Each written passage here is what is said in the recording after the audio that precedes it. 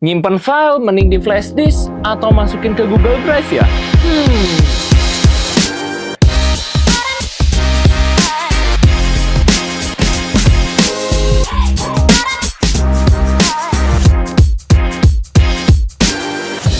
Jadi guys, pernah nggak sih kalian bingung nyimpen file yang bagus itu di flash disk atau di Google Drive? Atau mungkin lebih mudahnya kita sebut online dan offline. Kalau online ini di Google Drive, kalau offline ini flash disk. Nah, sebenarnya dua opsi ini ada kekurangan dan kelebihannya masing-masing. Kira-kira apa aja sih? Mari kita masuk ke Kau Mendang Mending. Yang pertama kita akan bahas dari segi efisiensi. Nah, kalau dari segi efisiensi ini online menang guys. Nah, karena online ini nggak perlu fisik guys atau alat untuk menyimpan filenya. Nah, kalian cukup punya akun dan kalian bebas menyimpan file apa aja.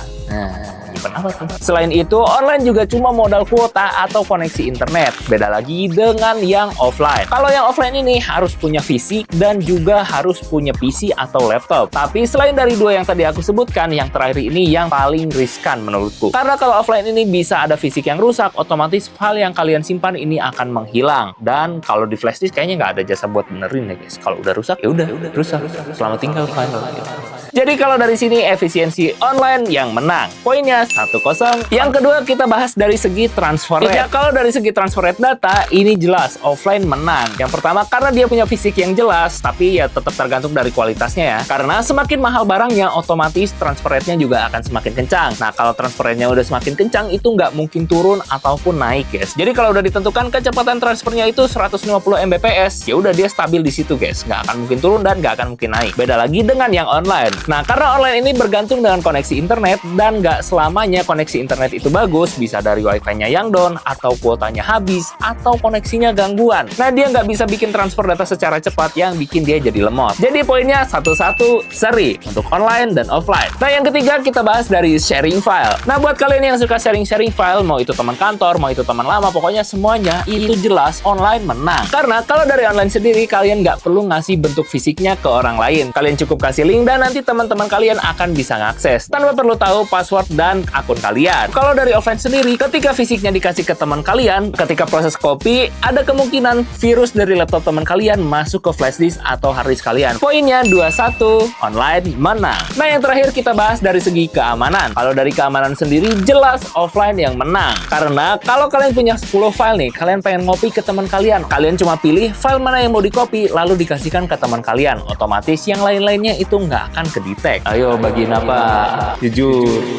Sedangkan kalau dari online ini ada kemungkinan file kalian bisa diretas. Jadi user yang kalian bagiin bisa mengakses full di handphone kalian. Tapi sebenarnya ada teknologi yang namanya enkripsi. Ya, tapi kita nggak bisa 100% percaya guys. Karena hacker itu sangat-sangat pintar. Aku adalah hacker. Poinnya 2-2, offline dan online, seri. Nah, yang terakhir ini penentuan dari segi backup. Kalau backup sendiri online menang. Kenapa? Karena kalau kalian menghapus file pada penyimpanan online, kalian tidak akan permanen dihapus, alias akan masuk ke junk atau ke sampah. Jadi ketika kalian salah hapus file, kalian cukup buka trash bin atau junk atau sampah pada penyimpanan online kalian. Jadi kalian tinggal restore data yang kalian butuhkan. Nah, beda lagi sama yang offline. Nah, ketika kalian hapus file pada penyimpanan offline, itu pilihannya cuma satu, yaitu hapus permanen. Jadi nggak ada pilihan trash bin atau junk atau sampah. Nah, ketika salah hapus, ya udah file kalian hilang, gagal backup, di sini korup, di sana hilang, udah. Nah, kesimpulannya guys, sebenarnya keduanya memiliki kekurangan dan kelebihannya masing-masing. Sebenarnya ada satu poin lagi guys, yaitu kalau kalian menyimpan file besar, yaitu 16 GB, 20 GB. Ini kalau di penyimpanan online itu akan sangat-sangat lama. Beda lagi kalau misalkan di file yang offline. Karena kalau yang di offline ini udah pasti aman dan transfer rate-nya tinggi. Nah, karena ini kasusnya di HP, jadi nggak mungkin copy file besar-besar sampai 20 GB atau 30 GB. Jadi jelas online menang. Nah, buat kalian nih, tim yang mana? Penyimpanan online atau penyimpanan offline? Coba ditulis di kolom komentar ya. Terima kasih yang sudah menonton. Jangan lupa untuk like, comment, share ke teman-teman kalian biar yang lain nonton. Dan jangan lupa untuk subscribe. Aku Willy, see you in the next video, and bye-bye. Shoo!